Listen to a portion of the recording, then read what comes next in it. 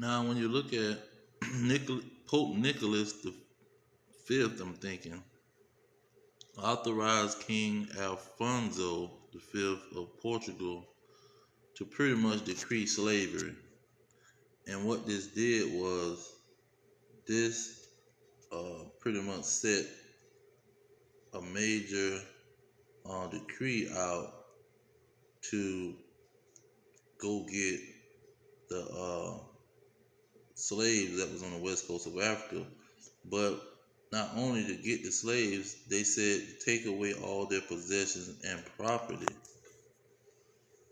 And so now you're taking away literature, you're taking away evidence that these people have a history. And this was in 1452, so in 1492, when they had the war and sent Christopher killing Columbus to go slaughter a bunch of people in Cuba, on the island of Cuba, and slaughter these natives that was living over here. Um, this is what sprung it off, and this is not just an average so-called Christian. See, this is the Pope. This is the leader of the so-called Christians. This is a Christian leader. You see, this is not some Christian that was rich and he came up with some ideas that he was going to have an everlasting slavery. He was going to put an everlasting slavery on those slaves and prisoners that was being captured by these so-called Hamites uh, and put them into slavery, in an everlasting slavery. You see, and so this is the foundation of Christianity, because these people is even presenting the situation as we trying to we doing this on the basis of Christianity. That's what I want to say. See, they weren't just going and capturing people. They were saying if they not with Christianity, then we gonna take them and force them into an everlasting slavery, take their property, their possessions, their history, their records. You see, their wealth, whatever we want to take, we're going to take it. And this is the head of Christianity giving this decree out to the king and the military. And so this is what you call hate. And this is so-called Christian. These people are exercising their hate and doing it straight out of hate, because these individuals wasn't hurting them and coming into their land doing anything to their people. They just went in, they invaded, they captured, they subdued all the people that wasn't a part of the Christianity movement. And they brought it all the way over here to Cuba, and the conquistadors took it all the way to Brazil. And so this is what these individuals do. Okay, in Ecclesiasticus chapter 10, verse 8, it say, because of unrighteous dealings, injuries, and riches got by deceit, the kingdom is translated from one people to another. You see, and you had the Byzantine Empire and the people that was ruling in the Dark Ages in power at the time of the medieval times, I would say.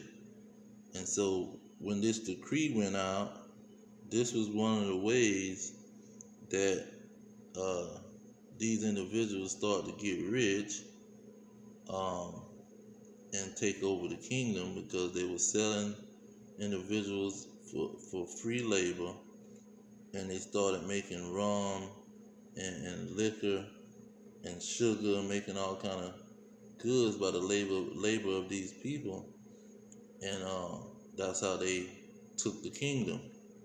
Okay.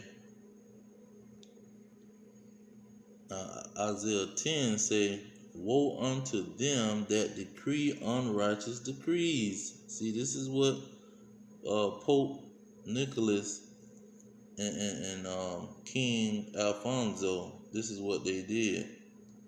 And the Lord say, "Destruction unto them that decree unrighteous decrees, and that write the grievousness which they have prescribed." So this is a law that the Pope gave to the king, and the king gave to his military to go and enslave uh, God's children. And when you look at the biblical timeline of the kingdoms, it said that this fourth kingdom that was in Daniel chapter 7, this is what it talked about in 2nd Ezra 11 and 40. It said, "The fourth came and overcame all the beasts that were past, and had power over the world with great fearfulness." See, that's what the conquistadors did when they went and conquered and colonized all these lands. It says, "And over the whole compass of the earth with much wicked oppression." See, that's what their decree set forth of Pope Nicholas and King Alfonso. They say, "And so long time dwelt he upon the earth with deceit." And they was doing all this under the umbrella of, if you're a Christian or a non-Christian. I got another decree that was in France. The France was in the France or the French colonies. They were saying that you had to be, it was mandatory to be a Catholic pretty much. If you wasn't a Catholic, you had to go. You couldn't be in their colony. If you was practicing Judaism, you had to get out of their colony. Look at verse 41. It say, "For the earth has thou not judged with truth." See, they didn't use the truth to get where they was at, or to establish their colonies and slavery. And so this is what this decree is all about. Let's go look back at this decree. Pope Nicholas authorized King Alfonso V of Portugal to invade, capture, vanquish, subdue all Saracens and pagans, to reduce their persons to everlasting slavery, and to take away all their possessions and property. See, this is what Christianity produced.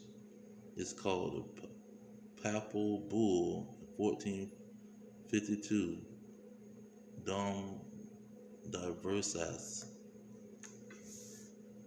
So it's documented what these individuals had planned on doing in the 1450.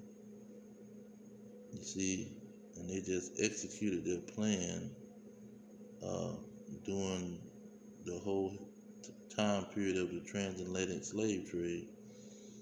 They had made the plan pretty much 100 years before they start selling off the Negroes and shipping the Negroes around pretty much around the globe on those slave ships. Let's go and get some clarity on here. Who was supposed to be, who was prophesied to go through this? Deuteronomy 28:68. And the Lord shall bring thee into Egypt or slavery again with ships by the way whereof I spake unto thee.